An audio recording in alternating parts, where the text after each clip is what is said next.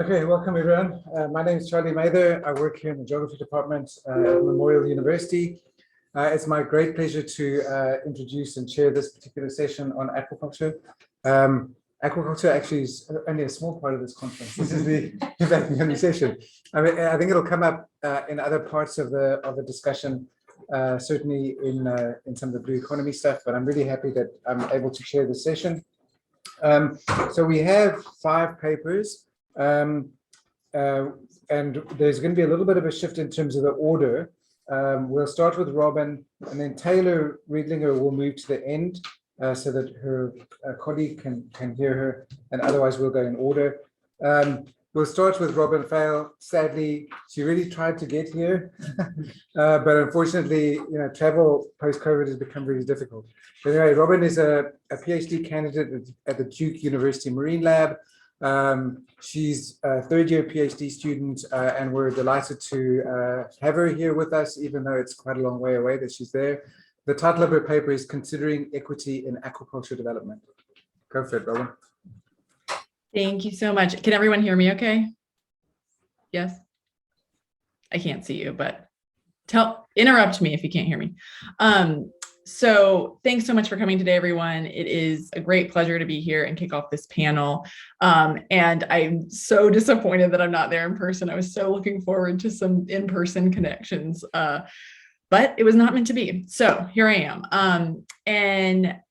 My name is Robin, and I'm in Grant Murray's lab at Duke. And I'll be speaking to you all today about my dissertation research, which I'm in the early stages of, so I don't have results to present to you yet. But I'll speak to you about my approach to thinking about how narratives and politics shape opportunities for equitable aquaculture development. And so I'll start us off with some context for my work. So while my work focuses on the sea, I look to land to provide some context for these questions and to think about why it's important to consider equity as we grow the aquaculture industry. And so our current terrestrial food system is dominated by agro-industrial food production that treats food as a commodity, and it serves the interests of global economic development and tends to center profit and efficiency. And the results have been widespread environmental degradation, corporate consolidation of the industry, inequitable access to healthy food. And so as a rapidly growing source of food production, I believe that aquaculture has this opportunity to learn from the consequences of modern industrial agriculture and bring some different priorities to bear as it carves out its space in our food system. And I think these lessons are important in aquaculture because, for one, it's widely considered a solution for meeting the world's growing demand for seafood, and governments are actively encouraging industry growth. But these policies tend to give a lot of attention to the aggregate benefits of the industry and a lot less to the local social impacts of development. And proponents tend to stress its economic potential and capacity to contribute to food security and create jobs. And those benefits are all certainly valid, but there's a lot less attention paid to whether those benefits align with local values and how these benefits will be distributed. And so there's a lot of research out there, including that in my own lab, pointing to the need to better understand these social dimensions of aquaculture. And equity is a particularly interesting thing in the aquaculture realm because a lot of social conflict relates to the privatization of water that's in the public commons and the enclosure of ocean space available for public use. So enclosure of public space begs questions about fair access and distribution, like, do leases prohibit fishery operations? And how will the incoming industry affect the makeup and culture of small coastal towns? People are worried about the environmental impacts.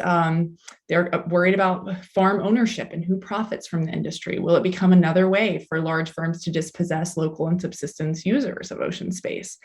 And so far, where aquaculture has centered market-based outcomes, we have seen results akin to those of agro-industry, including environmental degradation, inequitable access to public water, and to the economic opportunities associated with aquaculture growth. So, enabling equity requires knowing what matters most to people or what they value. And so if we're to try to shape aquaculture in a way that respects local values, we need to understand those place-based values and priorities for the industry. And this work is premised on the understanding that conceptions of equity are contextually grounded, socially constructed, value-laden, and that they vary across scales and between stakeholders. And so my approach to thinking about equity is to first seek some understanding of the values and worldviews underpinning different responses to aquaculture, And I plan to do this through discourse and policy analysis to see how different values are articulated in different narratives and then operationalized or marginalized through policy. And the point of considering those values and possibilities is that policymaking generally, and the pursuit of equity in particular, involves a host of trade-offs. I think McDermott and colleagues say it really well in this quote. They say, ultimately, equity trade-offs are value-laden decisions that protagonists arrive at through a process of social contestation and political negotiation. And the task of pursuing equity is inherently a political and social one. So to that end, my research aims to sort of zoom in on one small piece of this and try to better understand what values, beliefs, and priorities underpin aquaculture development and consider the implications of how policy operationalizes particular value sets. So the high-level goals of my work are to understand those values, analyze which and whose are reflected in policy processes, and then consider the equity implications of how certain values are institutionalized. And I plan to do this work in Maine, where aquaculture has long been a part of the economy, but as aquaculture leases have grown, social conflict has as well. And I think the state is a great site for this research, in part because it has a strong maritime culture and tradition, and also lots of aquaculture. And depending on who you ask, aquaculture can be portrayed as part of maintaining that maritime culture or a threat to its very survival. And Maine's also an interesting site because it supports both intensive and extensive aquaculture, but the spread of salmon farms along the coast has been pretty controversial. And so one of the things I'm interested in exploring is whether and how narratives about aquaculture and those corresponding values differ in different contexts. So is it different in coastal communities in down East Maine, where corporate-owned salmon farms are well established, versus communities further south that have yet to build out any finfish farming? So I think Maine offers a really interesting and rich context for studying some of these social issues. So bear with me on this slide a little bit.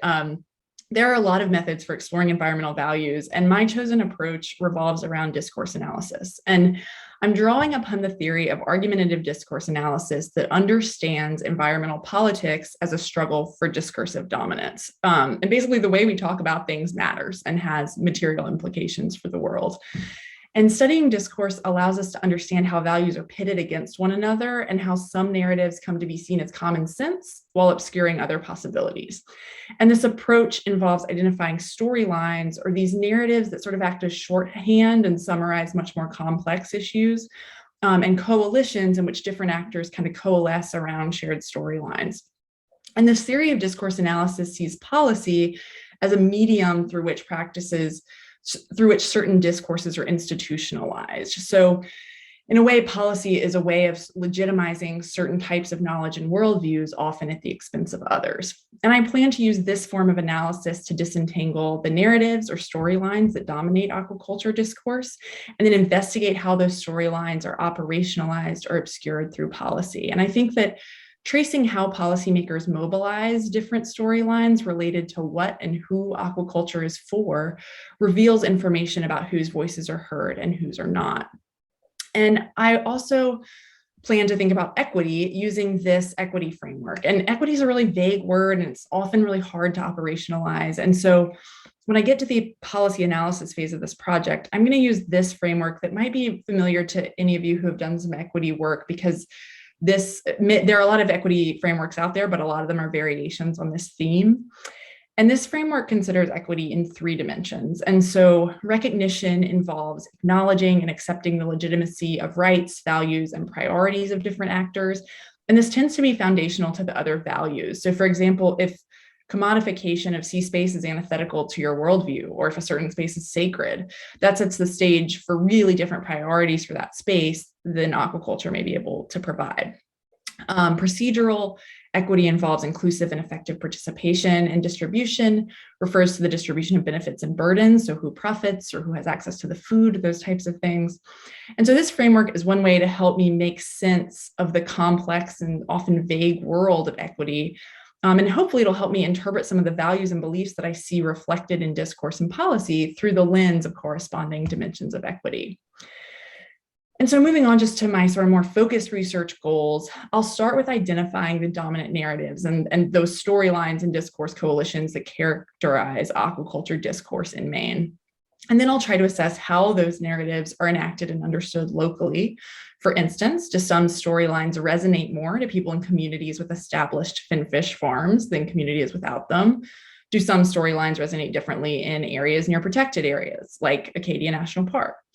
And once I identify those narratives and how they're enacted in different contexts, I'll analyze policy to see which of the narratives are present and think about what that means for how decision makers are approaching equity trade-offs.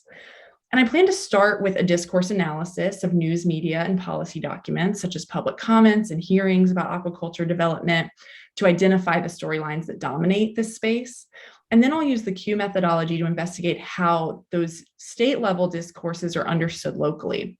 And that's where I want to carry it out in 2 distinct communities impacted differently by finfish farming. And I won't go into specifics now about the Q method, but for those unfamiliar with it, it's described as a scientific approach to the study of subjectivity.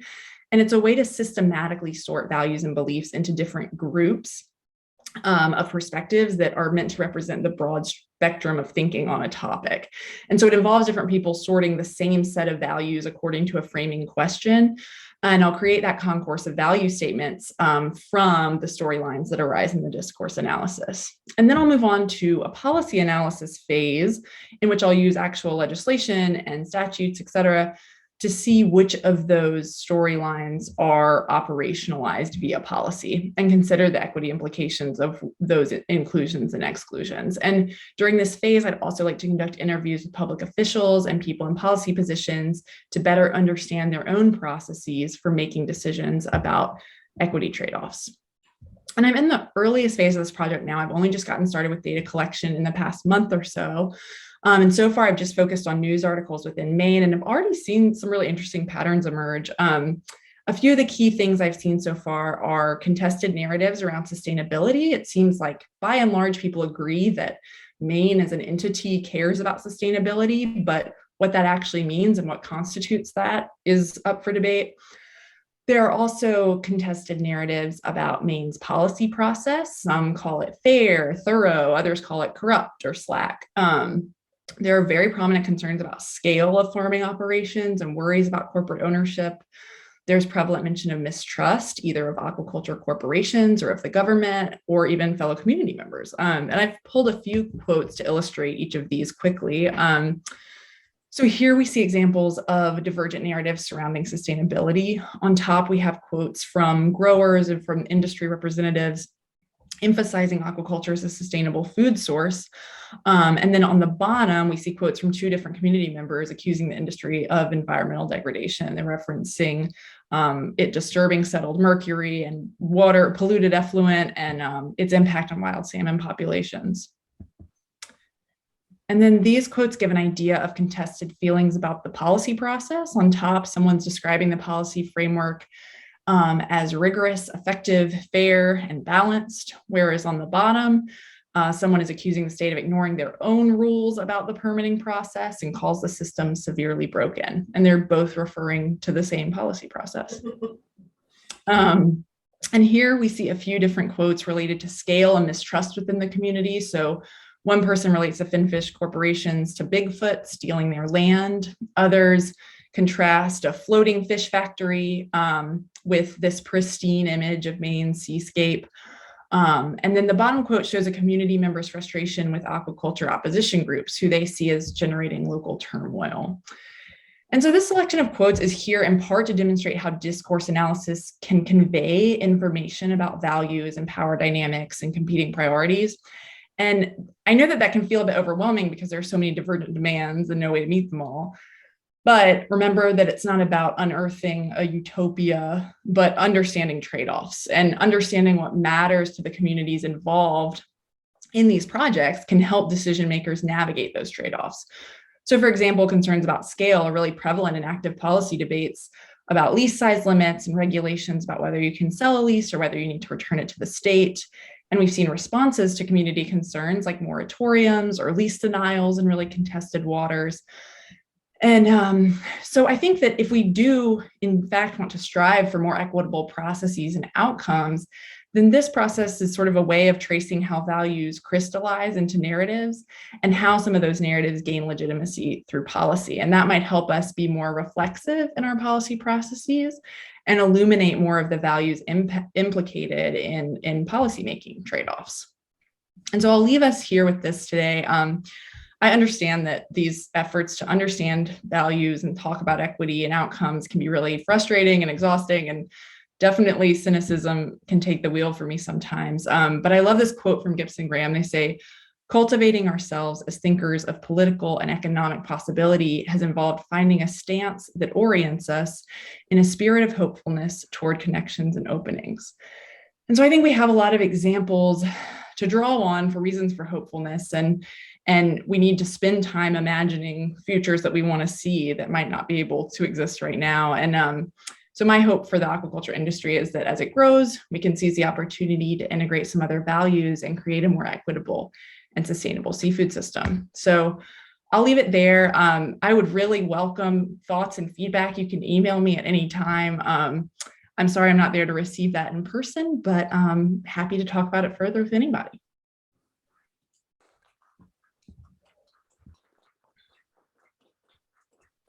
Thank you so much, Robin. That was fascinating presentation. So we have a couple of minutes for questions if anyone has. Yeah. Yeah. Hi, Robin. It's Hillary. Hi. Hi. Really enjoyed that. Thank you. I am curious. I hear you a few times talking specifically about finfish and finfish farming, and I know which finfish farm you might be talking about in Frenchman Bay, salmon aquaculture. And I'm just curious if you're focusing exclusively, kind of like focusing this analysis on aquaculture narratives around finfish farming and potential values. And if you are doing that, whether or not you're also going to look at how that intersects with other kinds of aquaculture, because just for example, I was visiting a friend's small oyster farm and with my class that I was teaching up there, and one of the students asked the great question, which was like, how do you feel about this giant salmon farm? And she was saying that she's seen that opposition that was gathered around that, especially by environmental groups, has turned like a lot of people just anti-aquaculture generally, not distinguishing between like shellfish versus finfish, small resident of the island doing this operation versus like an outside corporation. So I guess I was curious, like, are you going to look at the sort of equity implications of how narratives around finfish might actually be kind of like filtering out and impacting kind of people's understandings of aquaculture generally, where like we often don't have a lot of space for nuance, and so people kind of can become kind of for or against it without looking at those differences. Yeah. Great question and very well said. I am hoping to be able to parse that a little bit. So the sort of first stage of discourse analysis is going to look at statewide media. And so far I've found that is both focused on oyster or shellfish and finfish. I've seen nothing sort of about sea vegetables. No one seems too up in arms about those, but it's interesting because actually a bunch of the articles I've read so far are about a large oyster farm, and people are expressing a lot of dissent to that oyster farm. And it seems largely to do with scale and size. And so I think it's still, the scale issue matters to people regardless, or it seems to. But one of the things I hope to do with that Q sort is by doing it in a place that's really used to finfish and a place that doesn't have it yet, if there are appreciable differences between that, then I think that'll be really interesting information about to what extent people are differentiating between those things in their views about aquaculture and what they value, and to what extent they're not. And if there is no difference there, then that won't necessarily tell us that they feel differently, since, like you said, people aren't necessarily great at holding those nuanced views. But it's a great point, and I'm really curious about it. And there's a lot of work out there pointing to the need for us to better understand how much people are differentiating between them. But I also think it's interesting to look at states that haven't faced finfish farming at all, like North Carolina, which is, has a lot of growing shellfish aquaculture. But that's still been really contested, and there's moratoriums on large parts of coastal North Carolina where there can't be more, but it's also growing. And so it would be interesting in the future also to look at sort of what the overlap is in those two places, to see if it's ultimately the same values at stake and sort of the same points of concern, or how much different it is. Thank you. Yeah. Okay, so thank you very much, Robin. Yeah, thank you for having me. We'll turn now to Maria Lopez Gomez, who will talk to us about her ongoing research or their ongoing research in Peninsula Bay. No? The Burin Peninsula. Burin Peninsula, sorry. I can say. So- Do you want to do your own? Yeah, fine. Okay, then you're gonna be over here this. We don't have a ticker. There's no more. So Maria Lopez Gomez was a postdoctoral fellow with the Ocean Frontier Institute. She's now in Spain at the University of Barcelona. This is some work that she's done. She's doing together with Christine Knott on the Burin Peninsula. Yes, Christine Knott, she's chairing another session, so that's why she couldn't be here, but we've done this work. Most of the work she has done it herself because I took another position in Spain, so she finished the work. But we initiated it together. So this is a study about community-based, sustainable, and equitable employment in aquaculture in the Burin Peninsula. The Burin Peninsula is about 3 to 4 hours from St. John's, and it has about 35,000 people and many communities. I don't know the exact number. This project came about because the Harris Center, a center here in St. John's, reached out to communities, to rural communities in Finland, asking them what they would like for the regions to become more vital or thriving regions, since they are rural and missing population, and they identified two main topics: recruitment and retention of workers and families, and seafood opportunities. So we joined forces with Christine to make a proposal to community members, and we decided to make a pitch to them, and they chose our project. Oh yes. You can go past your presentation right now. So while you are on a slide change, I'm very sorry about that.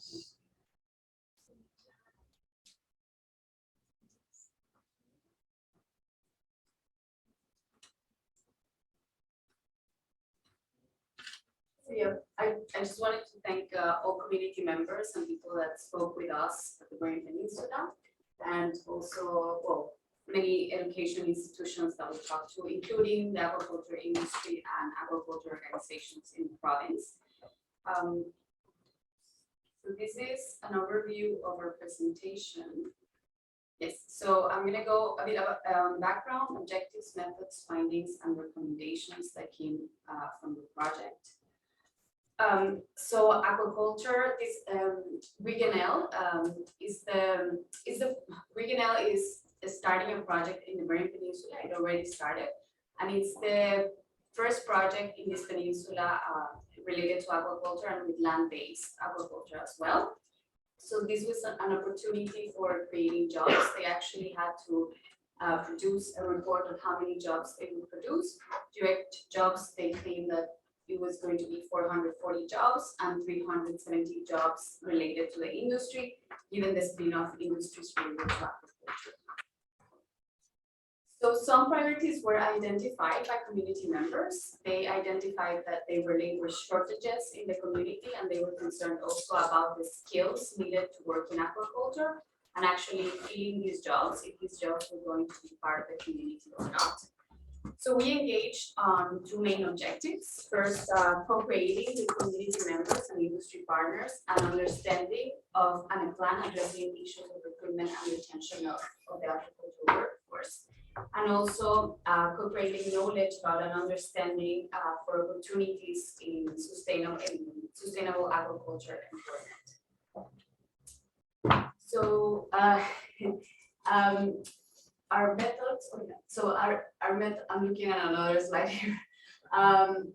We did a mixed method study that consisted of semi-structured key informant interviews and online surveys with participants.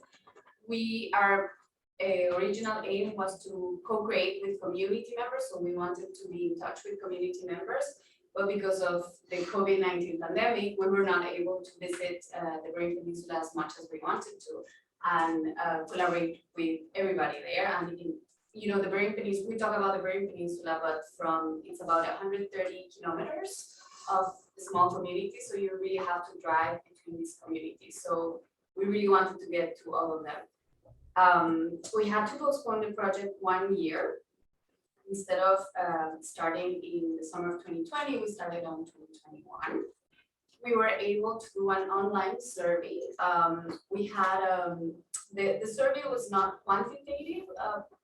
People had a text box where they could write as much as they wanted for our questions. So it was kind of a qualitative approach, and we had 91 respondents. These are their average age and gender. We had about the same participation from women and men, 50-50.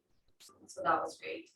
And all of the respondents self-identified as white or Caucasian.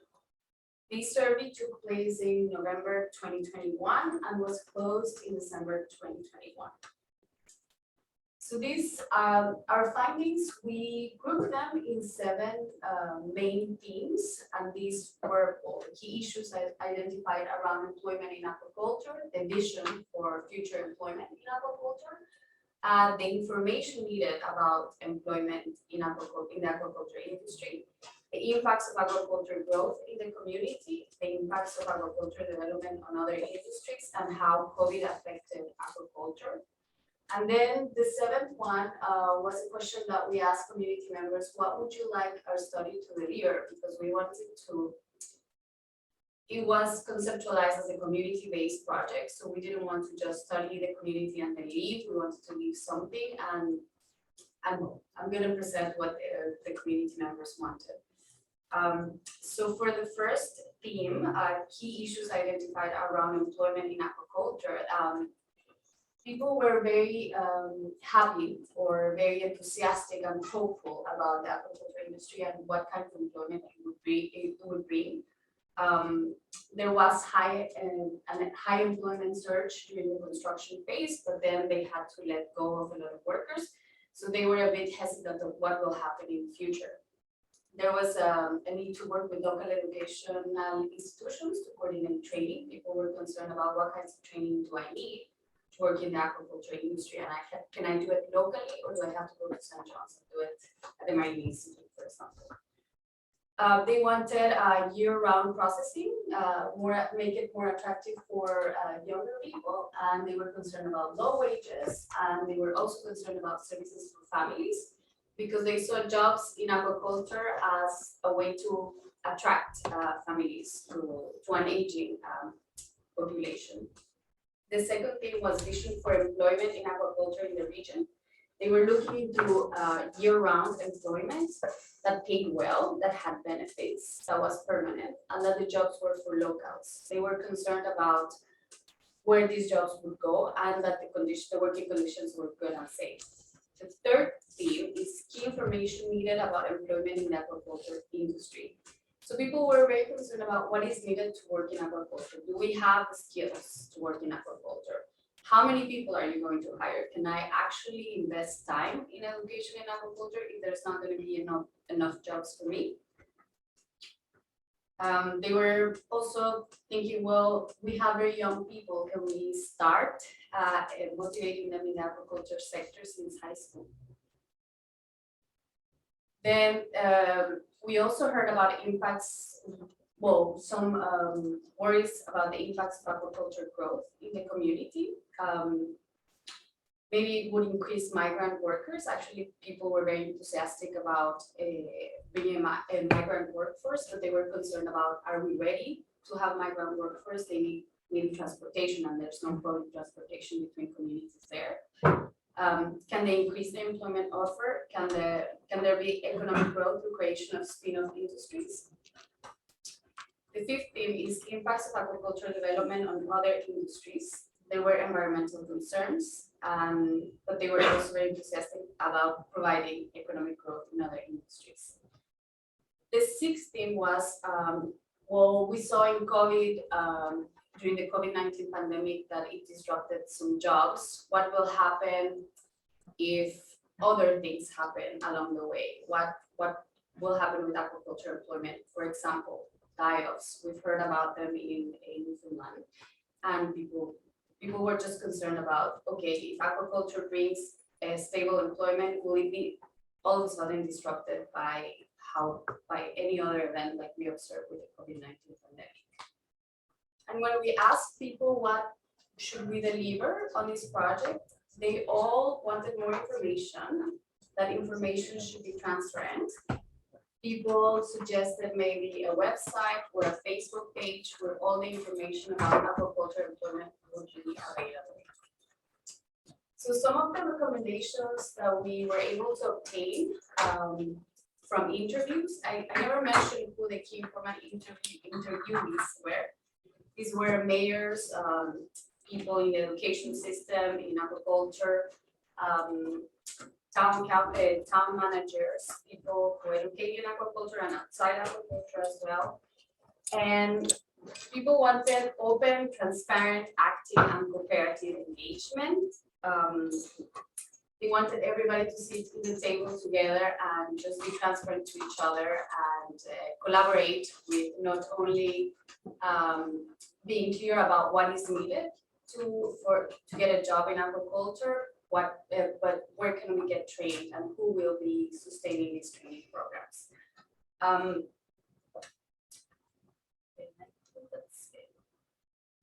Thank you so much.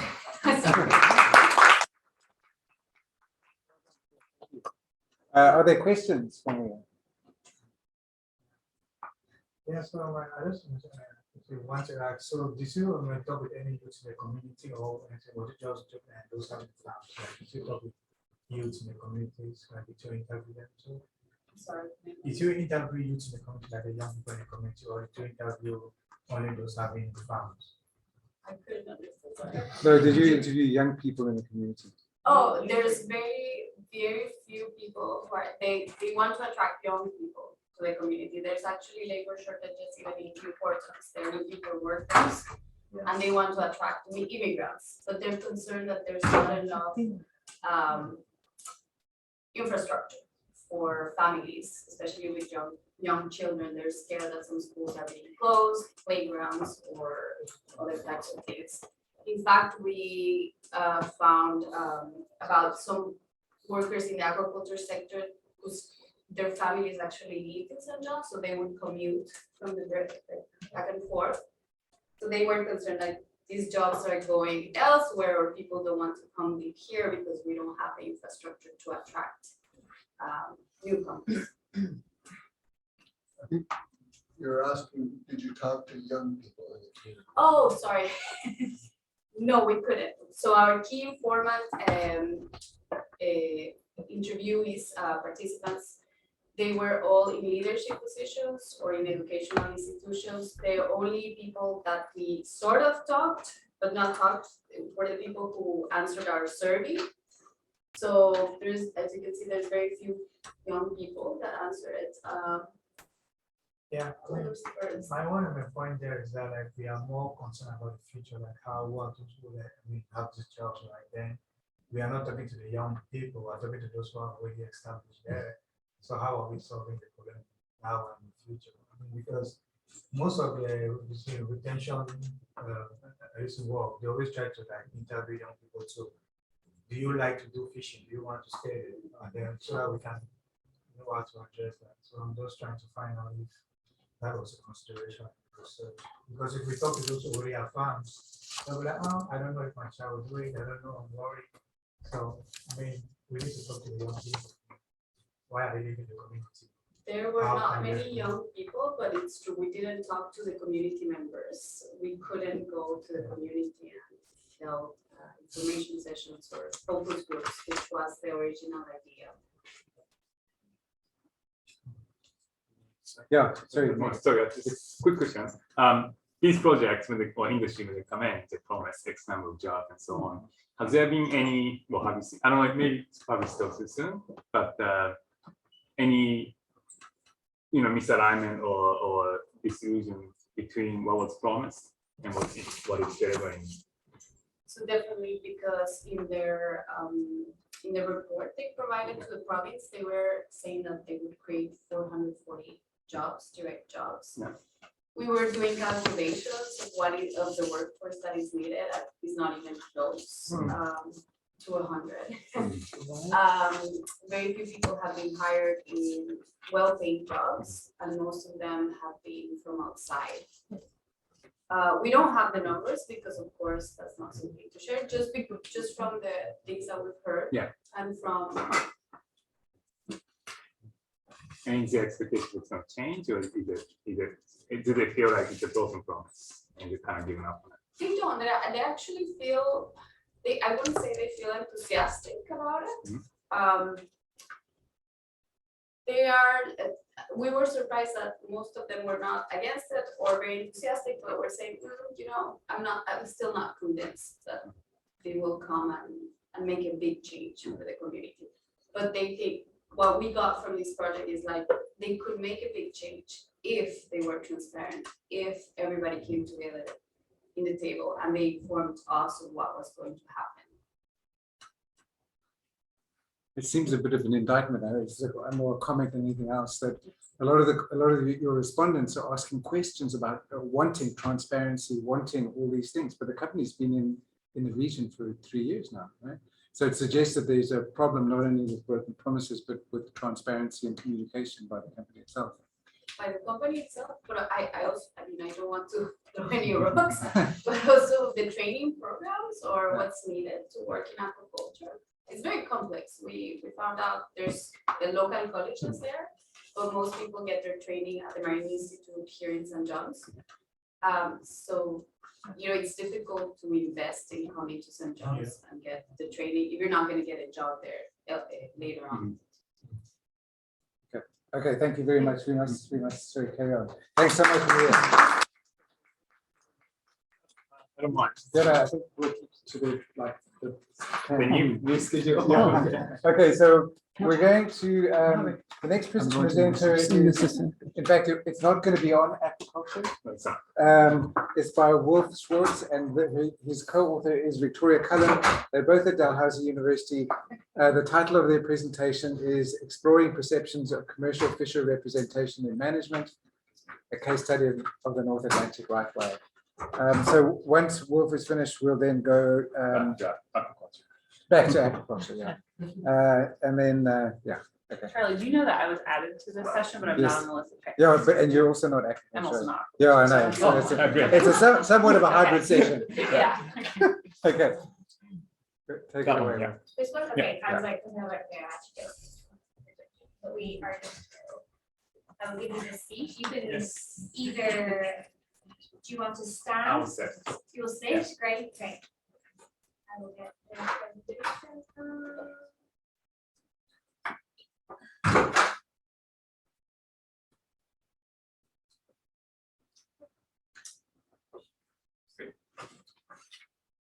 Thank you. So before I start, I just want to kind of touch on two things. First, this is not an aquaculture, and so you might have noticed a new theme is aquaculture and other things. So this is part of the other things. The second part is that this is not my work. This is work that was done by my colleague, Victoria. She recently graduated with master's in marine management from the affairs program. She was hoping to make it up here and present this herself, but she is now working full time. I think she might be out in the water as we speak, and so I'm just here to present her work. She gets all the credit for this work. The motivation for this work was based on her experience working for the Gulf Nova Scotia Free Planning organization, one of the English organizations. So when she came into my office, we started talking about her experience there.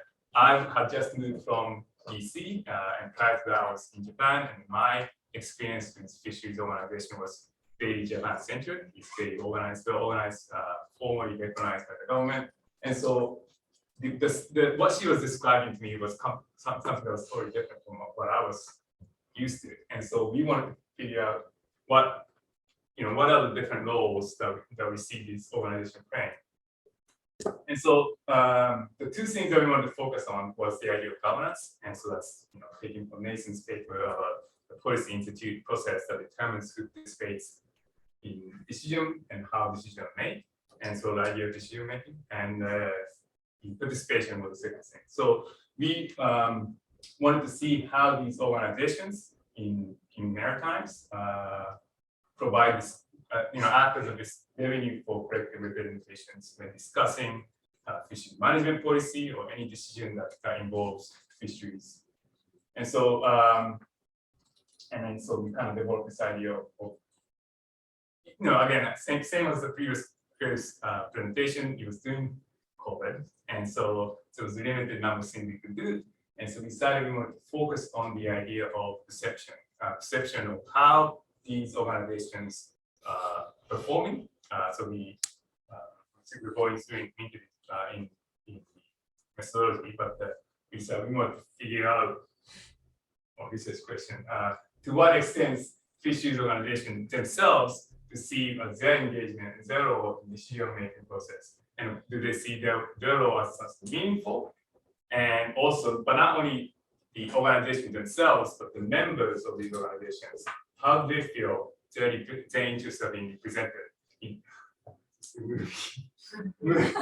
their organization doing the engagement in the process. And this is kind of touched on some of the themes that came up yesterday about these organizations needs to organize and create this collective representation programs or mechanisms. And so the case study that we decided to take was on the North Atlantic right whale conservation measures, which was a major fisheries management issue from 2017 to 2020. This is based on the idea that these highly endangered, highly charismatic animals were being found, they're stranded in 2017, 16 animals seriously injured, and the leading cause is conflict with fishing activities, mostly entanglement and vessel strike. And because this is a highly sensitive, highly it's something that draws global attention. There was a rapid response, so there was a need for that rapid response, and the government implemented fisheries closure. That's okay. And so we wanted to focus on this idea. What was the organization's roles during this process in 3 years? And so we managed to interview during, again, in COVID, we did a wonderful job of finding 10 interviews, 6 from, I think we focused on 3 organizations in Nova Scotia. I can't remember their name, the exact names. But so she interviewed 2 representatives from each organization, and from there she interviewed 1 member of for each organization, and also spoke to the DFO official who was in charge of negotiating with these organizations on coming up with conservation measurement. It was I think the interviews were about 1 hour each, focused on issues specific to this process, but more on their roles in general and so on.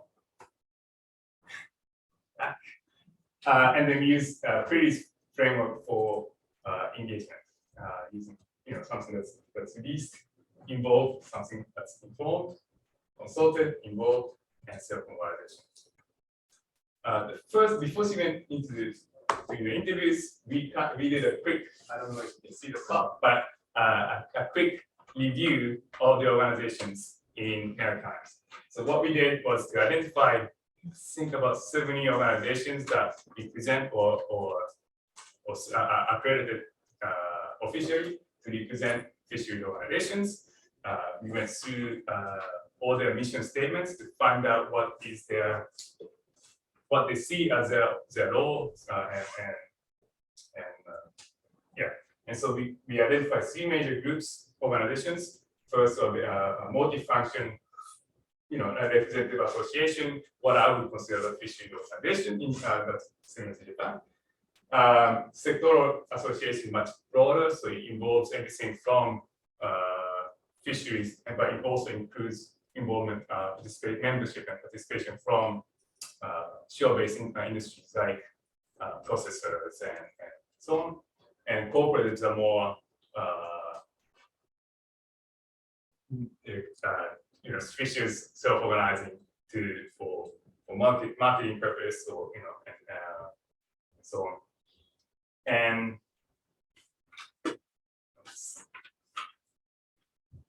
sorry. And then going to the mission statements, we kind of have two main categories of things that was repeatedly mentioned in mission statement. One was their core values of the organization, and their function that they identify themselves. And these values were generally things like protecting livelihoods, resource stewardship, mostly for future generations, and also safety at sea. But one thing we were happy to see is that unified representation was one of the key values that these organizations self-identify with. And some of the functions were more like partnership, information sharing, human resources, training, marketing, and also creating employment. So in the interviews, Victoria identified two major categories of action that was taken, and then one was regulatory measures that was placed by the DFO decision to restrict or control fishing activity. And then novel adaptation is something that was more coming from the industry itself. It was more flexible approach towards finding alternative to these regulatory options. And based on the interviews, we were able to identify what type of involvement or engagement, participation these organizations and the member perceived to have happened in that during the course of this process. Purely the fishery exposure was something that they felt they were informed about it, but they were not in that their opinion or their engagement wasn't very valued. Whereas other options like shallow water protocol, it was something that they felt, the organizations felt, was something that they promoted, they argued for, and the DFO was able to accept it and incorporate it into the response. Gear marking was mixed response, but they felt like everything was going well until the very end. And I think one of the interviewees responded that it felt like a slap in the face because the way negotiation was going and the response was what the way it was implemented at the end was totally mismatched. Some of the more novel approach are something that organizations are promoting, organizations themselves are promoting with the logistics support from DFO. And these are things like testing out different types of gears or trying to create a new for fisheries to kind of avoid the high migratory seasons. And so ultimately, she identified a few barriers. First of all, is that this history of poor engagement, and this is creating a mistrust between the organizations and DFO. There's also this, because of the highly, high-profile nature of the issue, there's a big distrust of that DFO is implementing these measures as a more of a show demonstration to the international community, particularly the US ENGO. Those are focusing more on the response and what's happening on the ground. And again, this was partly because of the high risk nature of the species and the issue. Some of the opportunity that she identified is that, yes, but having said that, there is this willingness to work collaboratively, like both sides recognize there's a need for discussion and consultation engagement. And the fishers recognize that the organization is the right model to express their view and perception or their position to the government. And the fishers are quite positive of the industry, the initiatives that they are leading. And so based on her findings, she came up with 6 recommendations. First is to reduce the barriers to industry-led initiatives. And so create a space for industry to test out different ways of responding to these conservation requirements or needs. There needs to be better communication, especially from the government side, to be more transparent and accountable for their decision-making process. And that I think she thinks will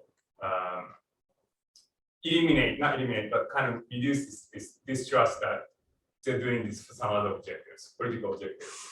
There needs to be some harmonization internally within the airport, because clearly that these organizations are talking to is local officials, and they feel like the local officials understand the issues, understand their needs, understand where they're coming from. But in both Ottawa, that understanding is kind of lost. And then 5 and 6 is more specifically to the what's going on with the non-selective bagwell. Is that we need to establish a clear response team so that the response are pre-discussed instead of responding when the crisis occurs. There's a system to identify and respond beforehand, so that the fisher is aware of what are the processes that's coming ahead, that removes some of the uncertainties when these kind of things happen, and finally to understand that there's socioeconomic impact to the policies. And so I would recommend any questions. I highly encourage you to get in touch with her, and I'm sure she'll be happy to answer any of the questions. But I'm also happy to answer a question or pass it on to her as well. So thanks so much. Thanks so much.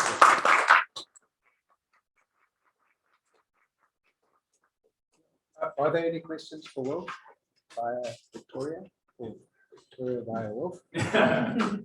Great. Thanks so much. Okay, thank you very much. Okay, so the next, Hilary, you go next. So Yeah. the next speaker is Hilary Smith. The title of her presentation is Are Targets Really Smarter? Challenging Assumptions Behind Global Ocean Policies to Realize Fisheries Equity. So this is also another fisheries talk, and then we'll end back in our comfort space with Hilary Riedlinger talking to us about aquaculture. Hilary Smith is at Duke University.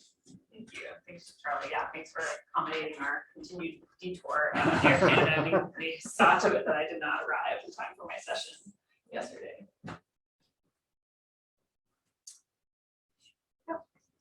Yeah, so I'm a postdoc currently at Duke University. I'm working with Grant Murray, who's also advising Robin, who we saw earlier, and I just finished my PhD there a year ago.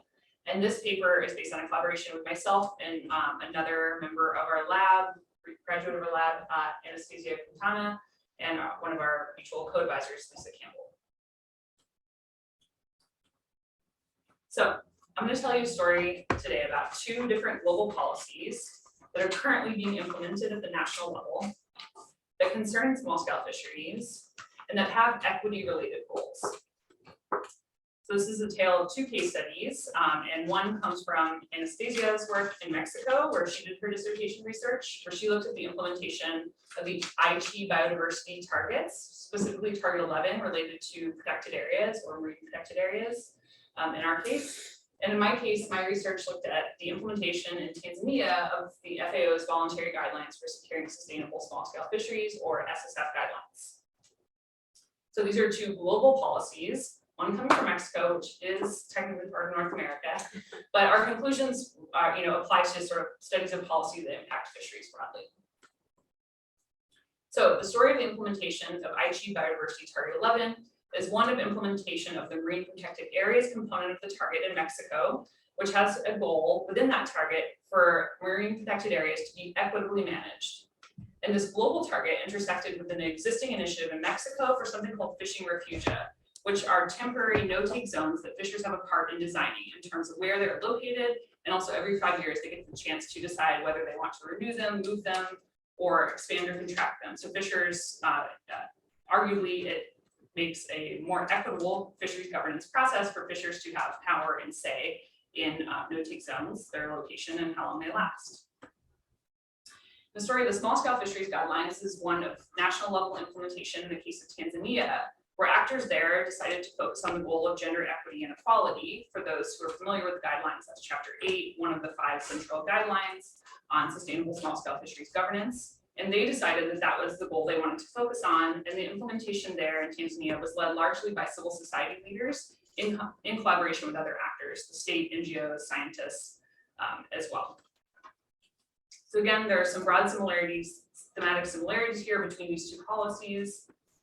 There's also similarities in terms of how we each study these policies, where we took an approach, a theoretical approach, attentive to policy mobilities. And that means that we looked at how and why these policies moved and to what effects. So oftentimes when we study policy, there's a lot of critical scholarship that looks at the production of things like targets, so how knowledge and power come to shape the ideas about which targets are important and that sort of process of how these policies are formed. And there's a lot of emphasis also placed on impact evaluation, so what policies do after the fact. But there's not a lot of attention put on policy mobility itself. And so this sort of approach to looking at policy mobility sort of emerged out of that gap.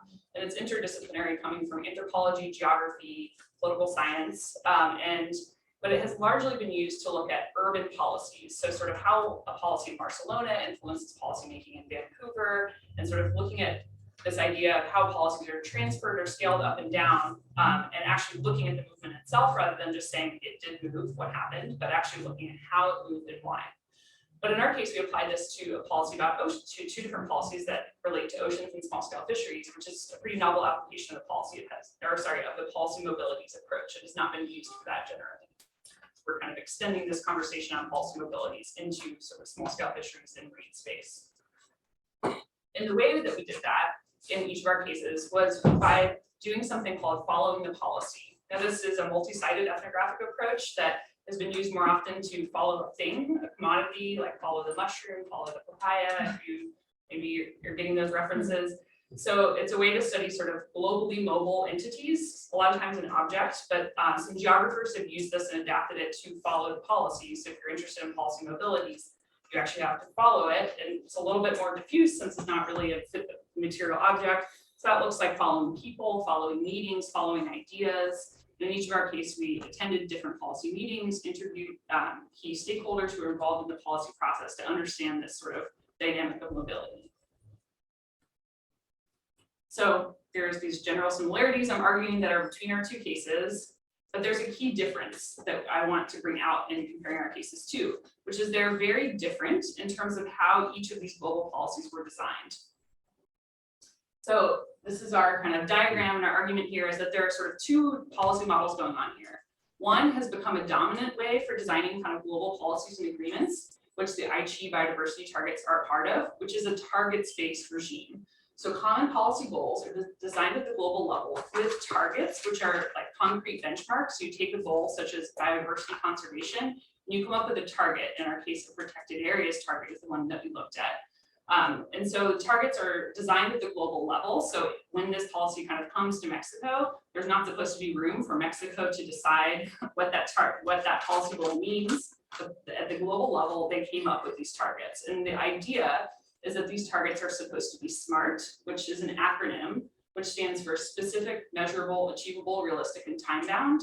But specifically that specific and measurable, the SMA part of the SMART, is really about making the target relatively inflexible, eliminating any wiggle room for actors to supposedly like translate or adapt or maneuver the policy. And this is supposedly bad if there's any wiggle room left in it. So the idea of targets is that the best kinds of targets should be SMART, and SMART means a very tight, concretely defined target that is designed at the global level, like before it touches down in Mexico. And often these come with indicators also designed at the global level. So this is this kind of target-based regime. It's supposed to enhance like accountability and transparency. The point being that Mexico and Tanzania are supposed to basically go about this the same way, which is basically kind of taking the power out of the implementation process, but there are supposed to be benefits in doing that, or so goes the thinking of SMART targets. So we're contrasting this with an alternative policy model that we think the small scale fisheries guidelines represents, which there are policy goals in this policy that were determined at the global level. But rather than translating those goals at the global level into predefined targets, they were left as flexible guidelines. So they were intentionally flexible. These 5 goals in the small scale fisheries guidelines, I'm talking most specifically about gender equality in our case in Tanzania. It does not say in the small scale fisheries guidelines what implementing them with the goal of gender equality entails. Like that was left intentionally to be determined at the national level so that stakeholders, including small scale fishers, would have a part in saying what it meant. And the same goes for indicators. The indicators are also determined in a bottom-up process. So again, similar in some ways, very different in terms of the sort of underlying model and how these policies were designed.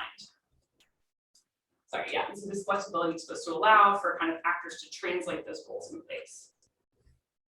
So I want to dig a little into target 11 specifically, because there are actually 6 different elements of this target, but the ones that people tend to know about, focus on, and that I'll argue get the most attention are these first 2 elements of the target.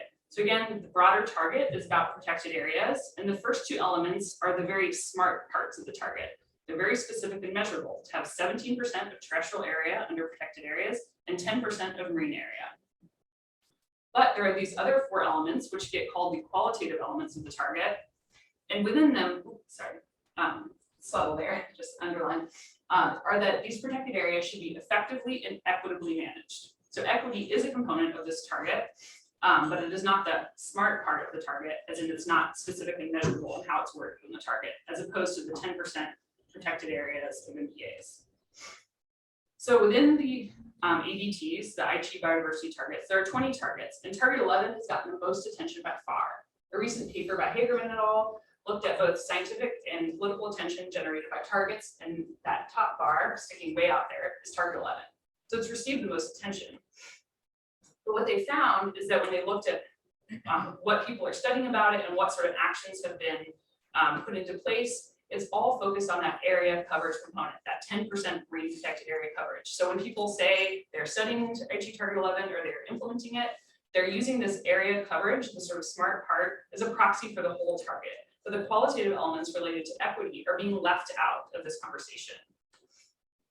So why does that matter? Well, smart targets have become a dominant strategy for designing global agreements. You can see them in the Millennium Development Goals, the Sustainable Development Goals, and the Aichi biodiversity targets, which are currently being renegotiated for the 2030 targets. So the Aichi biodiversity targets expired in 2020, and the negotiation process has been stalled by COVID-19, but this fall, they're scheduled to be sort of the next set of targets to be announced. But these difficult to measure equity goals are at risk of being minimized or left out of this sort of commitment to targets as the model for designing these global agreements. And our collaborator Lisa on the paper has observed this. She's been listening into these negotiations, and there's a lot of talk of minimizing or eliminating difficult to measure targets, including those related to equity. So we argue that this amounts to doubling down on targets, despite evidence that equity goals are at risk of being eliminated in this target-based regime. Instead of doubling down on targets, we argue that other policies offer an alternative model of how we can design policies at the global level that use flexible guidelines rather than smart targets. So we're going to briefly go to Mexico to talk about our experience of studying the implementation of Target 11 there through the creation of fishing refugia. So fishing refugia are these no-take zones that fishers have power in implementing that are temporary, have to be renewed every 5 years. And 11 of these areas were implemented in the corridor region of Mexico and the Gulf of California. And so these are these no-take zones that they had power in creating, and they worked with an NGO to create them. That is arguably a more equitable approach to marine protected areas than the sort of top-down state leading the way approach that is common. So the kind of basis for creating fishing refugia came from the Sustainable Fisheries Law of 2007 that only had 3 very brief sentences describing fishing refugia that actually left a lot of flexibility in terms of for fishers to decide what they meant and how they should be enacted. And so they worked with an NGO and kind of experimented with this model and came up with this proposal for 11 initial fishing refugia. But then they ended up getting held up and the government wasn't approving them. And they actually only later got approval and finally went into place because of Mexico's commitment under Target 11. So this is actually an example of something that started sort of separate from Target 11 through an existing national policy that was flexible, but then they ended up finally getting support from the Mexican government because of their broader commitment to marine protected areas. And so they saw fishing refugia as a type of marine protected area. And so that kind of pushed them sort of over the finish line, and they finally got approved in 2012. So we looked at, are these protected areas that are getting counted towards target 11? So their sort of approval was approved under the auspices that they would help with the implementation of target 11 in part, although it's not where they initially came from. But what we found is that in the final monitoring on progress towards target 11, this is the official UN database where you can see progress on different targets, and this one being the map of marine protected areas. Fishing refugia are not being counted under Mexico's progress towards target 11, even though arguably they're helping achieve the goal, particularly of equity. And it turns out one reason why they're not being counted is because they're actually not a lot of area relative to other existing marine protected areas. And Mexico essentially didn't need them to count to fulfill target 11, when target 11 is really just focusing on the protected areas coverage component rather than the equity dimensions. So we argue that this is progress being made on the elusive equity dimension of this target that's not getting counted at the global level. So briefly, we'll go to Tanzania to look at a really different example of kind of how policy implementation can go. So I followed the process of implementation of the small scale fisheries guidelines, which included a series of workshops where actors talked about the different goals, what they meant, and what actions they envisioned for implementing them. So this was the National Inception Workshop towards their implementation in 2018. And actors at this workshop were tasked with coming up with a set of initial strategies for a roadmap for implementation. And so there was no template for what this looked like. They worked for 2 days in a series of working groups and came up with their own ideas about initiatives that would enact or implement the goal of gender equality for the small scale fisheries guidelines. And this was a group that included women fish workers, processors, small scale fishers, local government, central government, NGOs, scientists, and people from the FAO.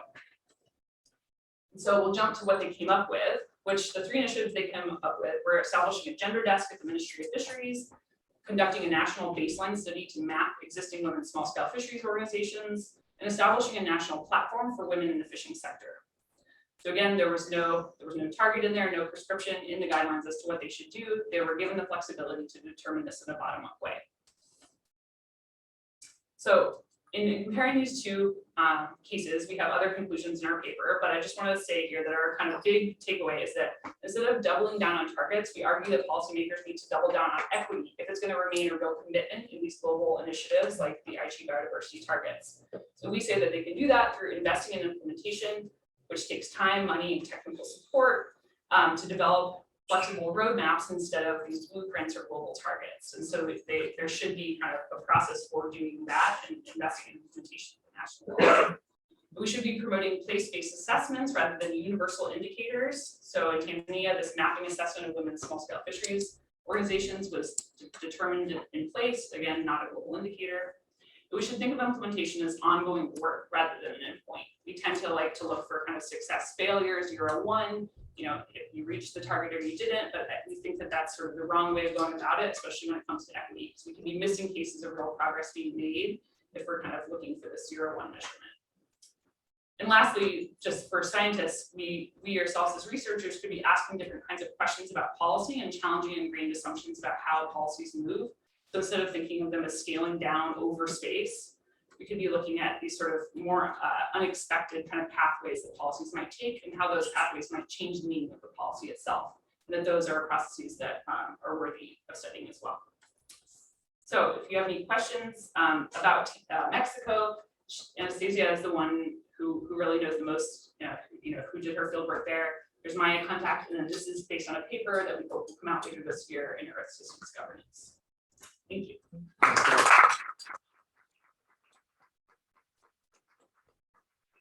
That was really great, thank you. Do we have questions? So I have a question. I'll use my chair's privilege. So you framed it around policy mobilities, but to me, your paper sounded much more like a question around quantification. So it reminded me a lot more about Sally Mary's work. I don't know if you know, it's called The Seduction of Quantification. So she's written extensively on quantification, on SDGs and measuring, right? Okay. And the thing that she argues is obviously people are measuring these things in quantitative ways so that they can compare. Yeah. And comparing is important, or reaching targets is important because there can be flows of money and support that go with that. So while your kind of conclusion, I would 100% agree on, the problem and the challenge for those who are implementing these is that there is no way of quantitatively assessing or comparing Mhm. that you hit an equity goal. Yeah, it's a good point, and I kind of left something out for this talk. We actually draw a little bit on Esther Turnout's work on measurementology Yeah, to kind of get into that, but I would love to look at this. I'm not familiar with the other reference that you're talking about, so I'll have to write that down and look more about it. Yeah, we're in a revision moment with the paper, so it's something I could kind of strengthen probably as well, and sort of for the sake of the talk, didn't focus on as much, but we're kind of trying to bring the attention to policy mobilities together with this sort of questioning of this sort of push to make everything measurable, will be here and comparable, and saying that particularly with equity, those things are in tension with each other. Yeah. Anyway, I'll talk to you after. Yeah, It's thank you. really I interesting. appreciate your So, are there any other questions? Okay, awesome. Thank you. Okay, so thanks so much, Hillary. So we're coming full circle now in a really interesting way, actually, because we started with Robin Fail, and I think, Hillary, you asked the question about other kinds of aquacultures, and that, in fact, that's a really perfect introduction to Taylor Riedlinger, because her paper is on kelp aquaculture. She's from Guelph University, and the title of her presentation is Lessons from Kelp Aquaculture for Better Ocean Governance and Economy. So this is a really brilliant way of kind of drawing full circle here in the presentation. So welcome, Taylor, and I look forward to your presentation. Thanks. Yeah, I have a messy background, so it's confusing. And I have a question for you. Yeah, do you want to stand and present, and I can change your slide, or do you want to do your slide? I'll do the slides. Cool. I'll stand to introduce myself. So my name is Taylor Riedlinger, and I'm 7 Canadian. My great grandparents immigrated to Canada, alive, and settled in Alberta, BC. So I'm still trying to figure out how to get my role as an ally right, and have my actions match my beliefs. So I just wanted to take a moment of my time for my presentation to address what happened with the Chippewa Mawash Cedar First Nation earlier. I really support their actions in leaving and drawing attention to this bigger issue that's maybe not being adequately addressed in this space today. And me and my colleague considered leaving in solidarity, but tried to decide whether our role as settlers is to stay here and ensure that we're continuing this difficult conversation and being in that uncomfortable space and like really understanding the implications of our actions as a conference as a whole. I'm sure it wasn't intentional on the organizing committee's side, and it was a lot of work to put on a conference, but we've come really far, and I think we should be doing better. Also consider not giving my presentation because I also believe in nothing about them without them, which is I think a main point of contention about why a governance panel in North America should most definitely include Indigenous nations that have been here. But it's also not up to Indigenous peoples to solve the problems that we've created as a settler colonial state space. So I would love to take some time and maybe just first invite some space if anyone has something that they feel more comfortable sharing in this small room and would like to either have a conversation or just like air some thoughts. I would really love to share that time with anyone. In a moment, we'll let the awkward silence happen until someone says something. I just want to thank you for doing that. Yeah, I think it's important, and like, I'm super nervous. I'm learning. I'm uncomfortable, but yeah, I'm trying to.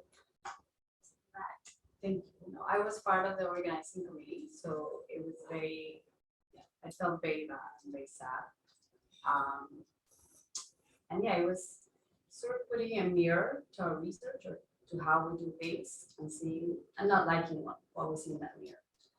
So I'm still processing that. And thank you for providing that space.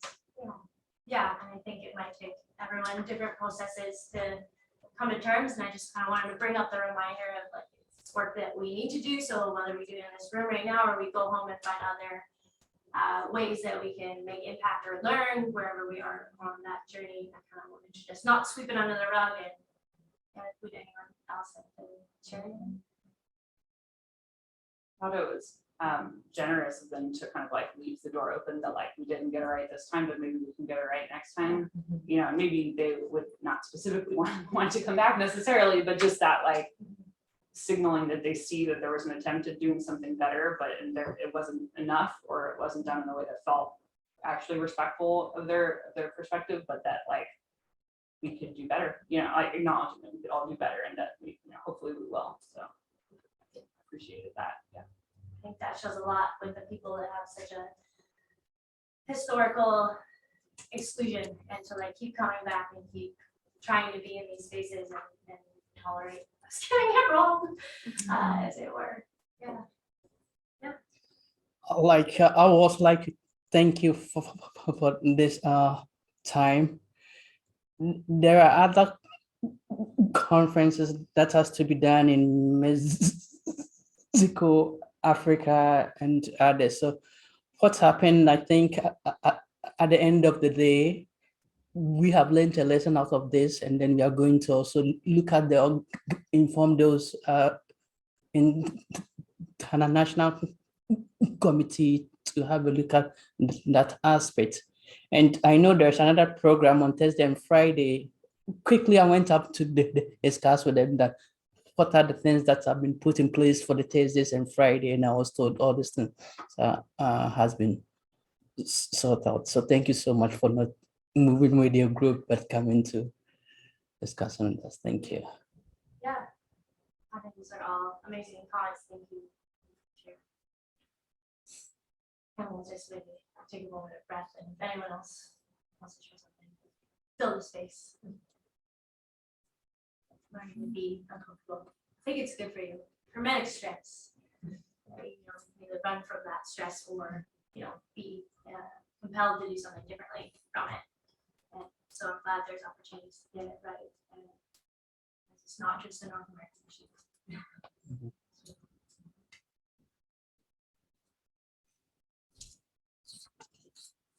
Thank you all for taking the time. Do you want to just take this space?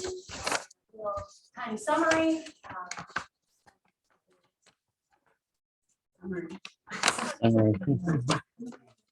Thank you all for taking that space. Yeah, thank you, Heather. Yeah. Oh, there's also a video. Hi. Yes, I can turn it off. I see myself. No. Just orient myself to the screen. So yeah, I am both the project manager of fisheries policy with Economies Canada, and I'm also a Master's of Environment and Management student at Royal Roads University, not Wilf, but it's a special university. So I have the great privilege to work with Dr. Hannah Harrison as my supervisor, who was at Wilf and is now moving to the East Coast. And what I came to talk about was lessons I've learned from researching kelp aquaculture and with a specific lens on ocean governance. And okay. So I'm fairly new to policy work, but what I've learned is, you know, we've heard this in this room, policy sets the guidelines for how societies live. We live in the Anthropocene, we have an immense impact on the biosphere. And so setting policy or using it as a key tool for setting living and realizing our priorities is really important. And part of that is, in my opinion, having policies that are optimistic, responsive, and risk considerate. So first, optimistic. We need to innovate to keep up with changing social and economic needs and evolving environmental pressures. And I set out to do my thesis research on innovations in marine food systems, and people wanted to talk about kelp aquaculture because it's such a nascent industry in North America, and even more so in Canada, and even more so on the Pacific Coast where I live. I live on the traditional territory of the Songhees First Nation in the Lekwungen-speaking people. And as I said, I grew up in Treaty 7, so I'm definitely a visitor on that land. So I think aquaculture is central to conversations about the future of food and the ocean, and it will really depend on the governance decisions that we make about the ocean. It's being totally good for communities. It's got a lot of amazing, interesting end products, whether it's food, used as carbon credits, in pharmaceuticals, fertilizers, as a long list. And it's got this exciting prospect around it that's simply growing. kelp in the marine ecosystem, Peninsula carbon, and it might provide cover for other marine species, and it can provide new jobs and livelihoods, create diversity of jobs for coastal peoples. But as we heard in the first talk, there's a lot of concern about repeating the errors we made in terrestrial agriculture or other forms of aquaculture. And so what I really think, one of the key things I think that is unique to kelp, but not, some things that are unique to kelp is like seed out planting and the shading of the ecosystem from biomass, but there's also things that aren't unique to kelp, like the privatization of those large ocean spaces or the environmental impact of the infrastructure needed to implement large farms. So I just think we need to zoom out and ask where we want this industry to go and who is this development going to serve. And I do think that relates back to, you know, is this earlier talks as well, like, is this just the sort of the settler capitalistic colonial narrative of exporting products, or, you know, we can change those narratives. These are 3 great opportunities we have to shift the status quo. Canada is developing its first Aquaculture Act and is not yet done with the consultations on that. So there's potentially still opportunities for those in the right circles to get their voices heard and ensure that's done right. Canada, like many nations, is also trying to define and develop their blue economy strategy. And this is an excerpt from the What We Heard paper from the first round of consultation on that. And I'm excited that equity and these ideas of agile regulations has been included. And lastly, in British Columbia, we have a new Ministry of Lands, Waters, and Natural Resources, resources, period. And they're developing a coastal marine strategy for the province. So these are all still policy and development, which is a really cool time to see where ocean governance will go in Canada. Responsive, very important. Climate change is real. We can't predict the acute or chronic impacts that it's going to have on ecosystems and communities and the planet. And we've also never had to focus so conscientiously on equity and justice and amending for the mistakes of our past and the structure we've created, our current system. There's multiple ways to be responsive. So for policy and development, like the ones I mentioned, I think that's learning from past lessons and making sure we understand our current social priorities to set a specific goal. But for policy already in place, I think it's maybe even more important that we have methods that are measuring or monitoring the success of why we created a policy and having thresholds that trigger action if those goals aren't being met. So this is a great quote and an example from commercial fishing of how current policies are failing to achieve their intentions. And I won't read it based on time, but it is from the Gardner report that was commissioned by the Department of Fisheries and Oceans to analyze the difference between Atlantic and Pacific fisheries policies. And it basically says we're failing to meet the goals, the intention of the Fisheries Act and laws. And lastly, risk considerate. And that was a hard word to choose, but I wanted to capture the notion that different communities are able to accept different risks, just as different ecosystems are more resilient to disturbance. And so we really need to consider on different scales, as is the case with kelp aquaculture and the blue economy strategy, what scale and pace of expansion is appropriate to that area or community, and which allows us to continue to analyze and monitor and change course if we're seeing outcomes that aren't meeting the goals that we set for this industry. This is just, I thought, really highlighted that, for example, in the commercial fishing sector, if a policy is aimed at simply the sector, that boat in the middle, it's going to have far-reaching socioeconomic implications. And that's just a visual from a paper of interviews of fish harvesters and the extended benefits of their job. I will read this quote. This is back to kelp aquaculture, and I think it expresses that need to be risk considerate. It is from a very recently released paper by the seaweed commons, a precautionary approach to seaweed aquaculture in North America. And it says, seaweed, as a primary producer and carbon sink, is already saving the world. Without thoughtful research and regulation around the growing industry of seaweed farming, we risk the collapse rather than the growth of its ecological capacities. So I think that also begs the question of what are the risks and who would bear those risks if we take this in the wrong direction? And how much can we explore and innovate without potentially tipping ecosystems or communities in a way that's non-recoverable or threatens resilience? I think kelp aquaculture has great potential. I'm still analyzing the data from my interviews from my thesis research, but these major themes were emerging at the forefront, and brings me back to my main point.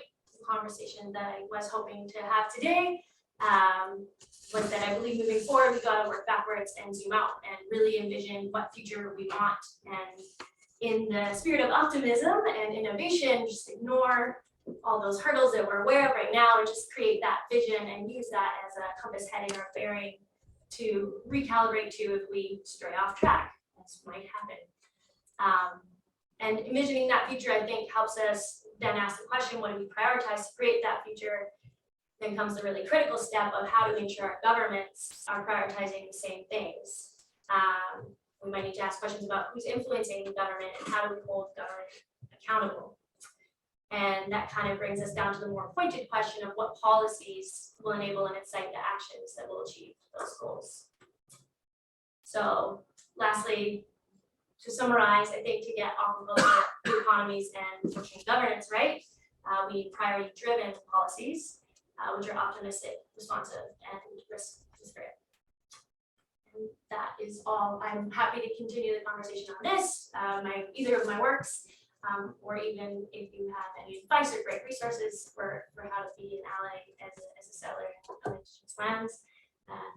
Yeah, just learning how to talk again after COVID. So thank you. Thanks so much.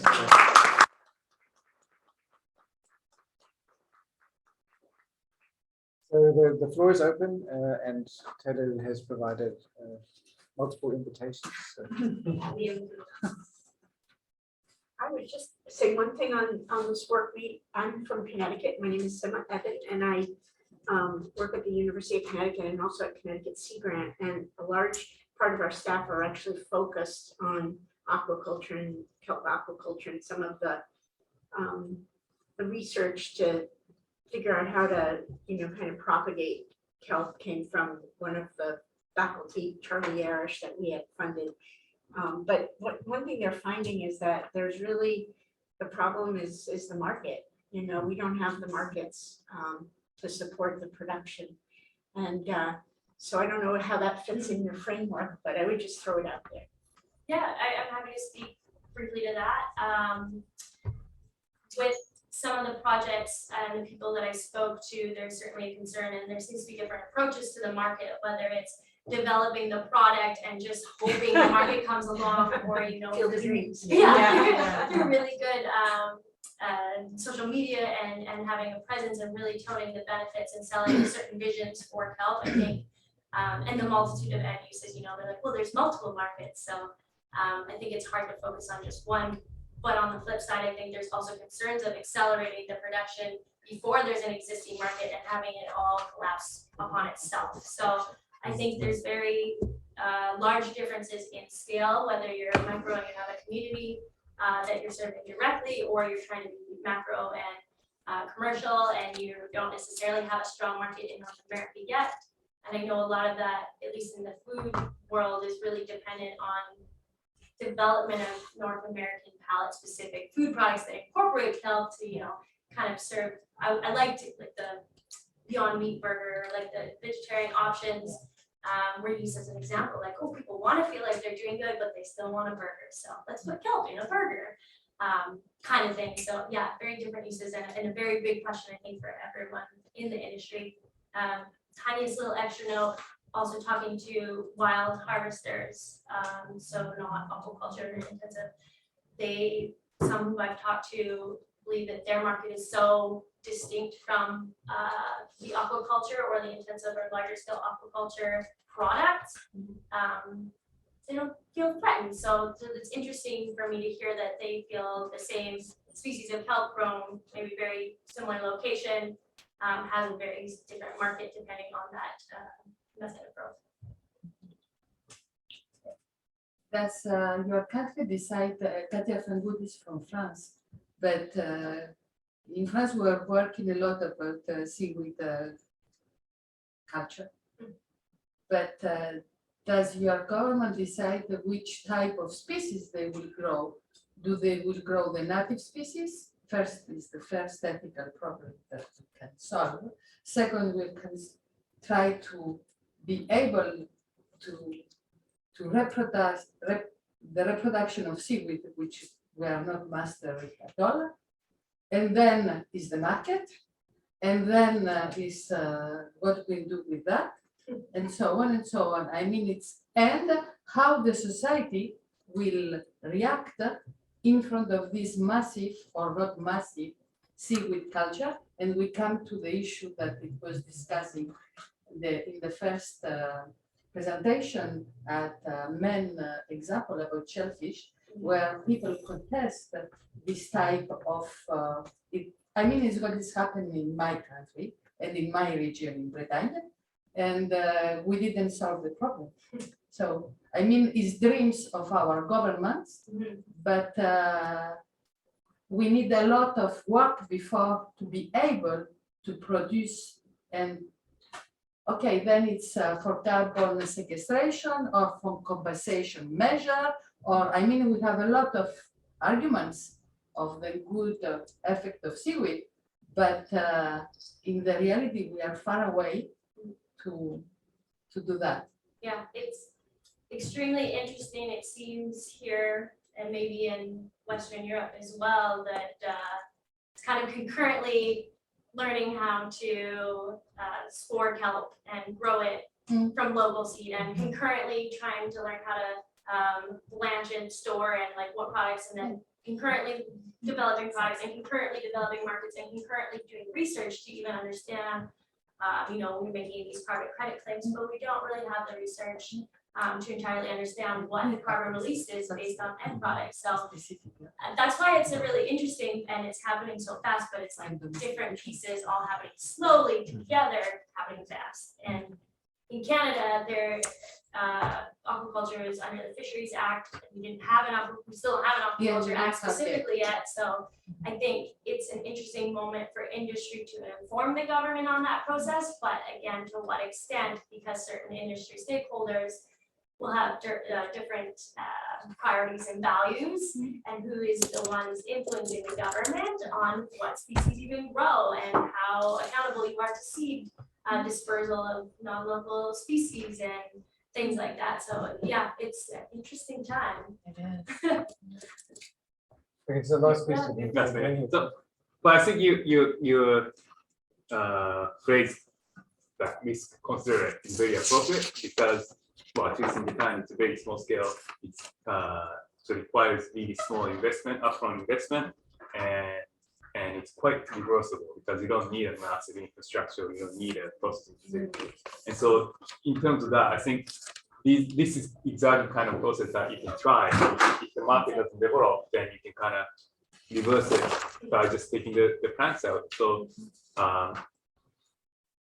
yeah, so I just wanted to say I think this considered aspect is a very appropriate way of describing this kind of But European society, for example, cannot see in the sea all these goals that Japan. No, we see it as a part of seascape. I love seeing it. The landscape is very important for the Europeans. Yeah. Exactly. No, but like, even in a small bay, you go and you see these plants. Yeah, we have to. So So just thanks to everyone, thanks to the presenters.